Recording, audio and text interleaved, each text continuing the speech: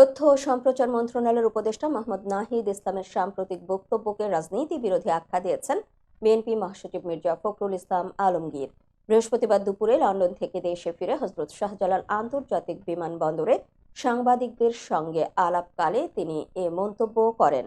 মির্জা ফখরুল বলেন, রাজনৈতিক দলগুলো অন্তর্বর্তী সরকারকে ব্যর্থ করার চেষ্টা করছে। উপদেষ্টা নাহিদের এ ধরনের বক্তব্য সম্পূর্ণভাবে রাজনীতি বিরোধী। তিনি আরো বলেন, রাজনৈতিক দলগুলো বরং সরকারকে সমর্থন করছে। এর আগে বুধবার ব্রিটিশ গ্লোবাল পার্টনার্স গভর্নেন্সের একটি প্রতিনিধি দল উপদেষ্টা নাহিদের সঙ্গে সাক্ষাৎ করেন। সে সময় তিনি বলেছিলেন, রাজনৈতিক দলগুলো সংস্কারকে তাদের অধীনে রাখতে চায় এবং তাই তারা বর্তমান অন্তর্বর্তী সরকারকে ব্যর্থ প্রমাণের চেষ্টা করছে।